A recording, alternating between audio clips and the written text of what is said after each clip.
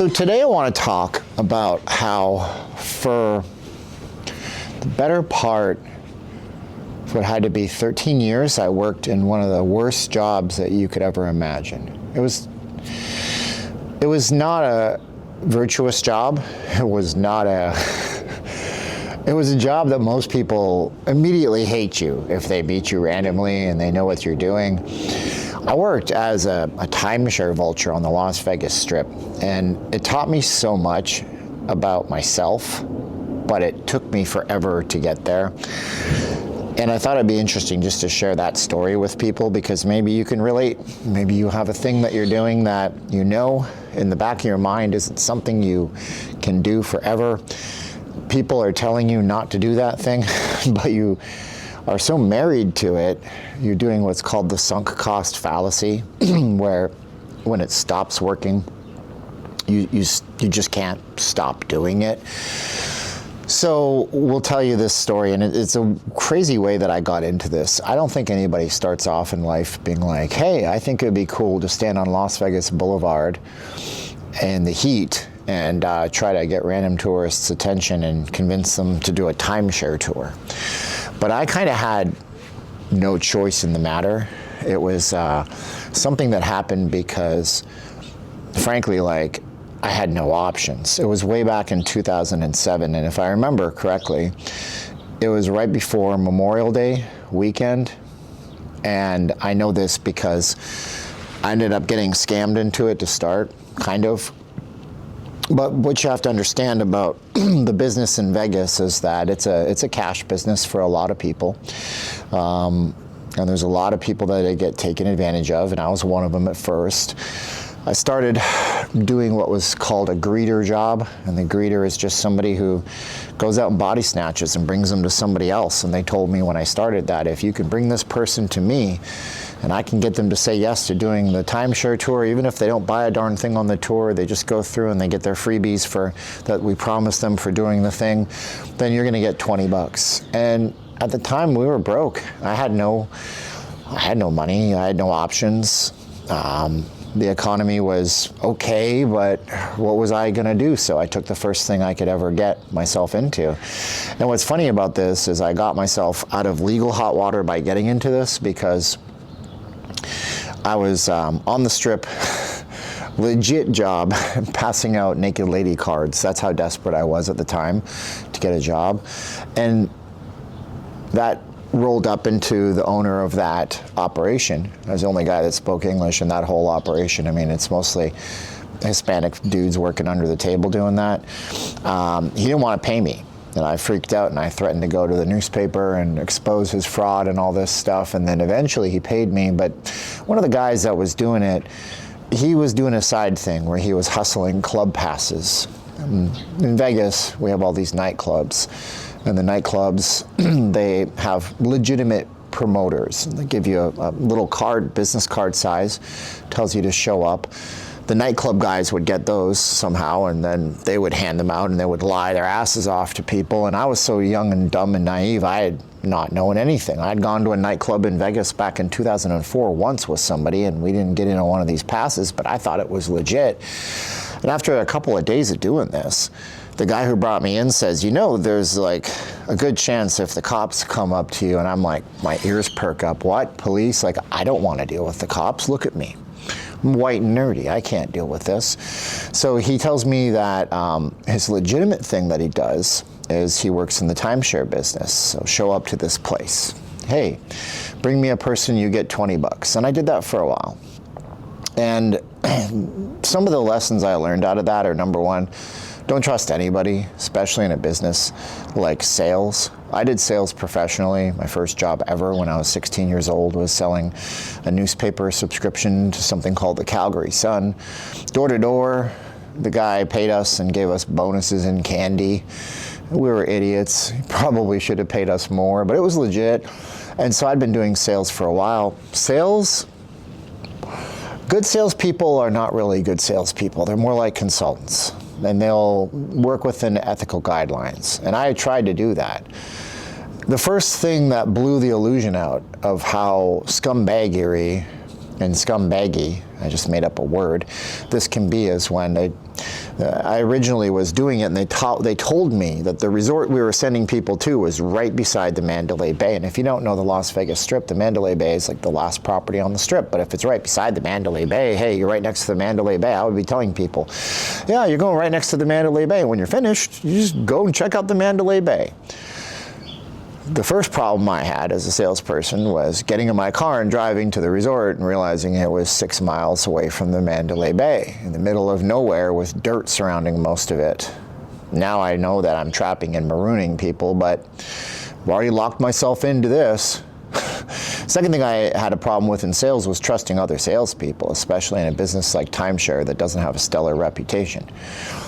Eventually, I hung around long enough, and the owner of the company came out. They were all from New Jersey, where timeshare was big before Vegas. And he was like, oh, you're still here. I hear you're doing great. He asked me about my pay. And he goes, well, wait, you did like 100 people through the door. How come you only made that much?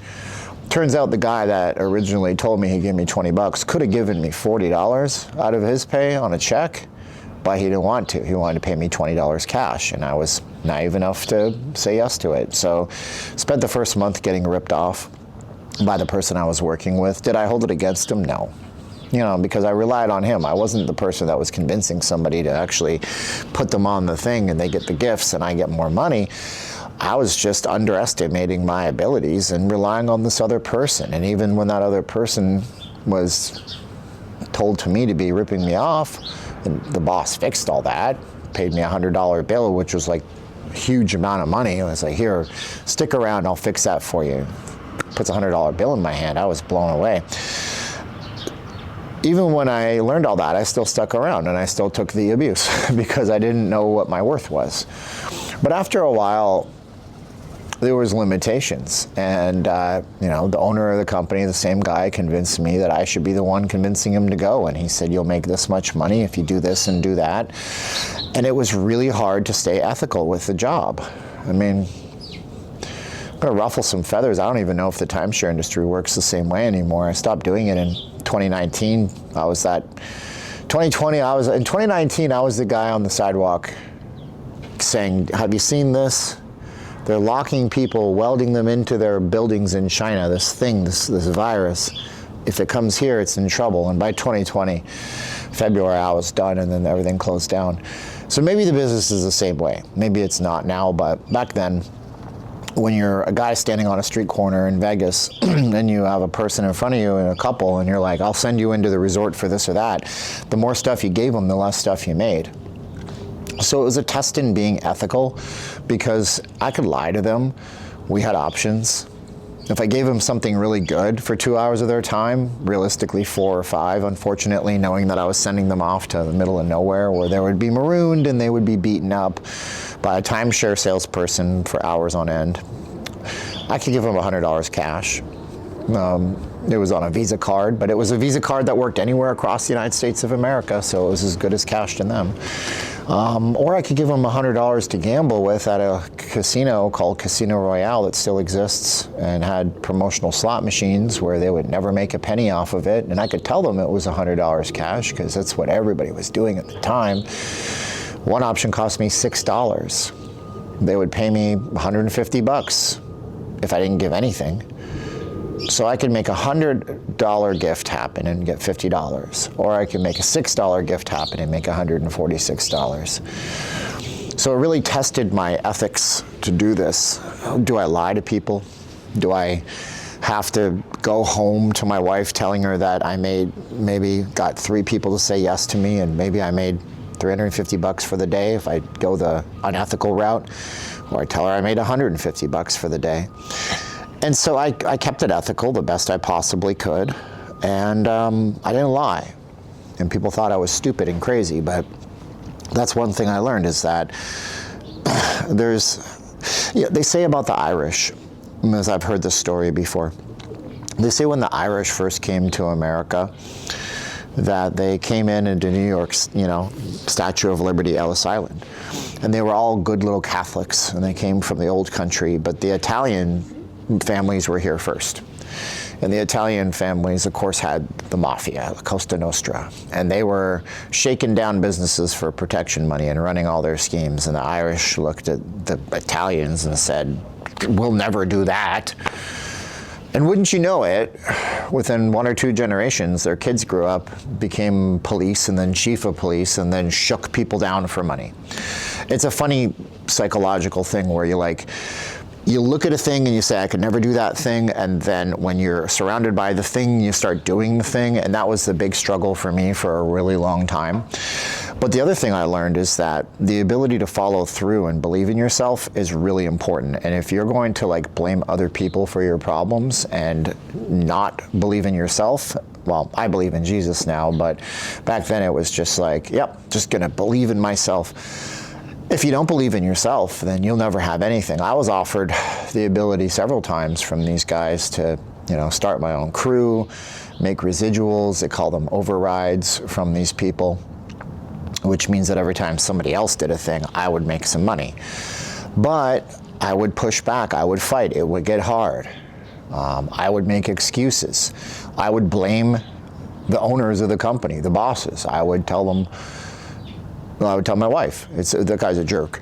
No, he screwed me, did me dirty. I was looking for the problems in the situation instead of looking for the opportunities in the situation. And one of the worst things I did during this time, it was right after the global financial crisis, 2008, 2009, 2010. We were at a low point. I listened to other people, and I got led by other people so much. I can't believe I did this in the past, because now I'm the person that questions everything. I'm skeptical as heck. Don't care what the politician tells me. Don't care what they say about the science on this or that. I find my own way. But back then it was just listen to other people. Hey, you having a hard time getting people to say yes to you? I got some guy who's in his 60s from New Jersey who's been in Vegas for 20 years, and I've only been here for 4, and he's telling me, oh, no, kid, it's the crowd, kid. This is a terrible crowd. They're not responding to our promotion, They're telling me stuff like that. So I go home, I make excuses to my wife. What I didn't see was that there's a guy that's literally on the same street corner as me, because we would all hang out and call the couple. I'm going to get that one. I'm going to get that one. And he's got 4 or 5 people that have said yes to him. He made $500 today. What was your reason? Well, you listened to this person. You listened to this person. You made excuses. You then parroted back those excuses to the people that matter to you the most. And then after the global financial crisis, I got used as a cog in somebody else's machine yet again. I had this lady, Miss S. We're not going to say her name because she's still in the industry, and I don't want to I'm going to tell you horrible things that she did, but I'm not going to destroy her, break her down. What's the point? She convinced me that she was taking on a new project up north, Tahoe. Oh yeah, it's great, little company, mom and pop run. Come on up, you'll be a manager. Salary, bonuses, 401k match. We'll give you a place to live at the timeshare resort for free. If you've never been in a timeshare, it's a full-on thing. Full kitchen, full bathroom, giant size fridge, ovens, you're living in a condo. And so here I have my family. I got my wife, still married. I don't know how come she's still married to me, but she is, God bless her. And I got 2 cats, and I tell her about this grand plan, and we're gonna go north, and I'm gonna go for 6 months and straighten everything out. And we go. And 6 months comes and goes, and she stays in Vegas a little bit, but I'm paying 2 households. Everything seems to be okay. She hires her stepson. Maybe it was her biological son. I don't think so. But anyway, she hired her family. She hires her family member. They come up. He's my subordinate. It's important. That matters in a few minutes or a few seconds. And eventually, we do so well working out of these 2 little properties in Tahoe. Our job was to get the sales line in Tahoe to have people up there. So I'm going to take what I learned in Vegas. I'm going to train these people in Tahoe who are not very good at what I was doing in Vegas to do that job. So we're getting people in the casinos, convincing them to go up to visit the resort. The sales line blows up. Turns out the largest timeshare company in the world is paying attention to our successes. We do $1 million of revenue up on the sales line after the first year. It was just crazy because they had done $35,000 the year before. Now they're doing $1 million. And, things that I had zero control over, but I should have seen on the radar happen. Number one, the company that's doing all this has us in their casinos is called Caesars Entertainment. And Caesars Entertainment goes into bankruptcy, and then they shake up their entire everything. So now the resort that we are sending the people into, that was renting the spots on the casino floor, they decide that they're now going to just take the biggest check. See, the person managing the region for Caesars, previous to their Caesars bankruptcy, he was just childhood friends with the CEO of the timeshare company we were working with. So you were on friendly terms. No matter what, I got your back. We'll keep you in those casinos. And when the largest timeshare company in the world saw our success, they thought, we want that success. We're going to write a check for so much money to Caesars Entertainment that they'll just kick you out. And that's exactly what they did. I'd moved my wife up there. We were living in a cockroach hotel trying to find a place to live. There was bed bugs. I have my cats. We have everything in a storage unit in Las Vegas. Our big move, right? Because I was promised a little bit of something. A little bit. 401k, salaries, bonuses. Dude, forget about it. When you're broke, you can't contribute to a 401k. When you're trying to restart everything and you're living with a poverty mindset like I was, you don't care about anything except for your check right now. And then when she was up there, we got the call one day, come into the office, and they told us, this giant timeshare company wrote a check, and because Caesars shook up their executive board and all the way they run their properties, they made the decision. It's now out of, their head office in Vegas. We can't compete. Here you go. Here's a severance check, $2,500. Pack your stuff in a box. Go home. And that's exactly what I did. I went back to the Cockroach Hotel, Bedbug Motel, told my wife. She said, do you have another side of the street? I said, no.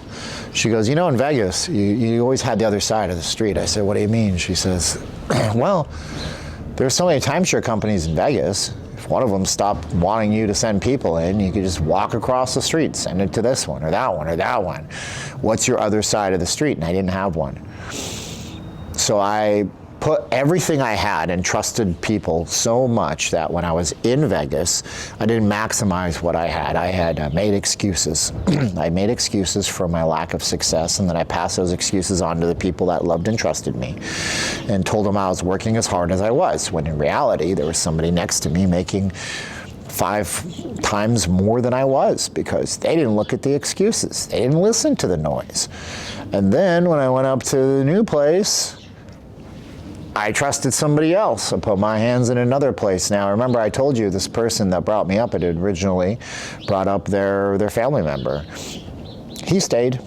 You see, they kept one location that wasn't related to the casinos. It was in a place called Heavenly Village, which is right on the California side of Tahoe. The casinos, Tahoe runs through Nevada on one side, California on the other. The lake literally is divided in 2 parts. The casinos that we worked in, they were on the Nevada side because gambling is legal. The other area where the new guy who had less experience than me and couldn't sell a dang thing, he got to manage the California side, which they still had.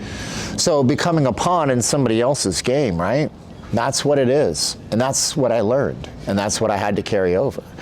And it still didn't sink into me.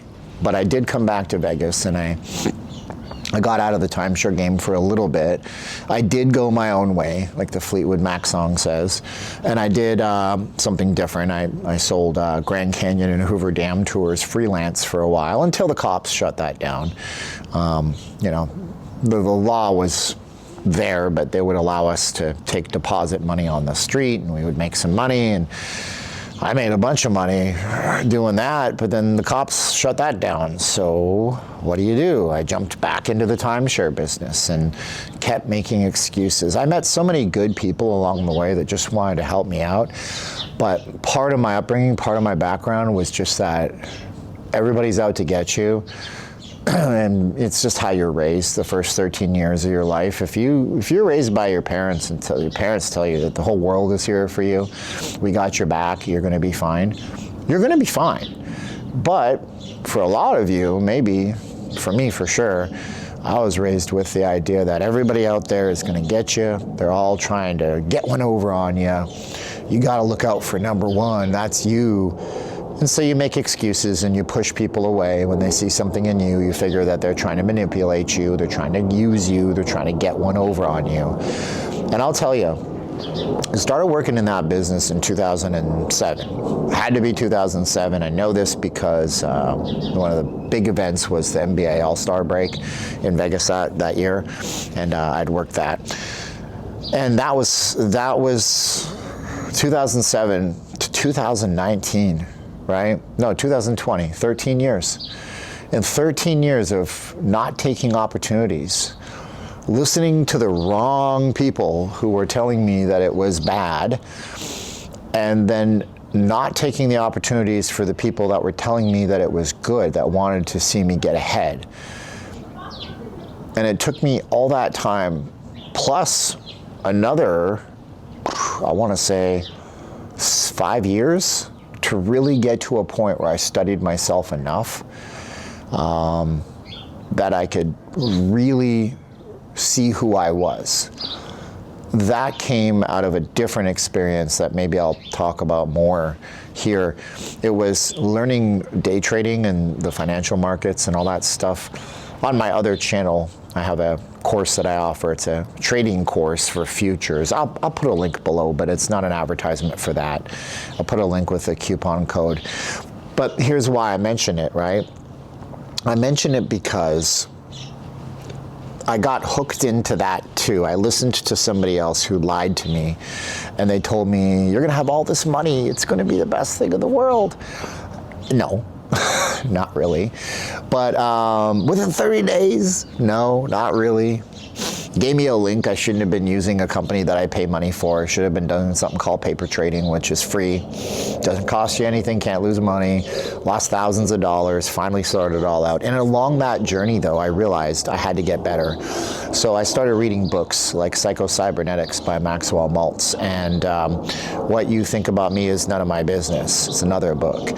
And Atomic Habits. And I actually started reading the books because I was always a book guy. You know, I'd get the Tony Robbins. I'd get all rah, rah, rah, rah. Yeah, everyone's going to be good. Awakening the Giant Within. But I never follow through. I would never follow through on anything.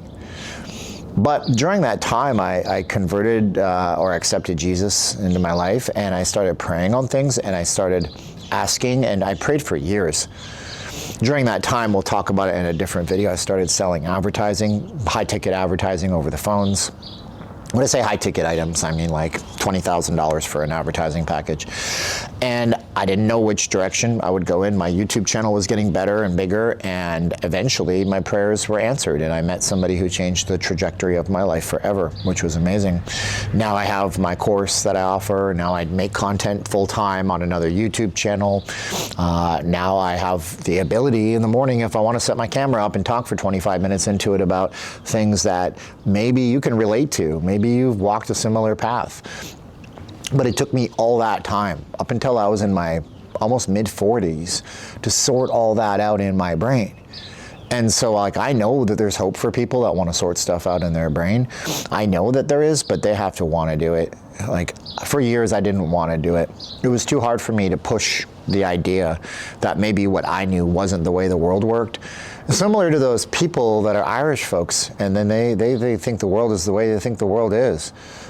They come over from the old country. They think everything is just like nice. We're all nice Catholics and we wouldn't do anybody dirty. And then they're basically confronted with the reality of the situation, which is that, you know, like Rocky Balboa said in that famous scene in that movie with his son, the actor playing his son, the world's not all sunshine and rainbows. It's a nasty place, and it'll push and punch you down. And it's not about how hard you punch back. It's that you get up and you keep going, and you just keep swimming, which is one of the things I say on my other channel, my YouTube channel, my main one. And it's something my mentor that I have now that came into my life after a lot of prayer and frustration and anger. You can do angry prayer if you're a Christian. It's in Psalms. King David wrote that, and he was angry. He prayed angry.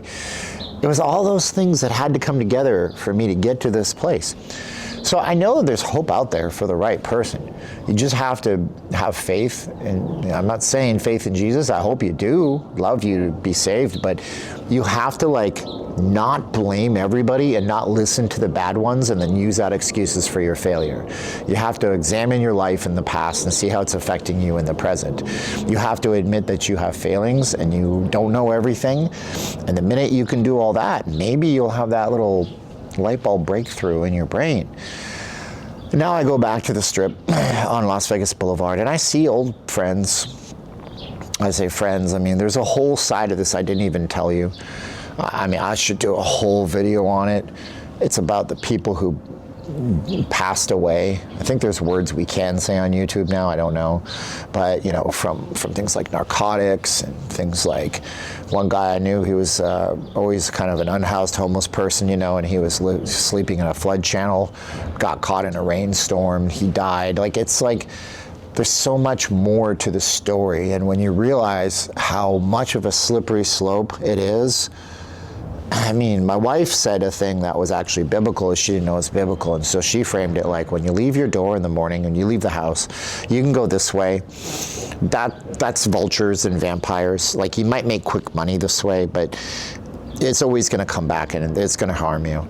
Or you can go this way. This is the virtuous side of the street. And she didn't know it, but she was verbatim quoting scripture that tells you that there's this narrow door, you just got to push your way through. That's the idea in the Bible. It's hey, narrow door, push your way through, do the right thing. It's really hard to do the right thing a lot of the time, but you got to push through and you got to do what you got to do. And so that's the video I wanted to make. And I think I'll make some more videos like this, talk about these concepts and things, because maybe there's somebody out there it helps. All right, let's turn off the camera now. Is this the button? Okay, thanks for watching. Nope, that's not the button. This is the button.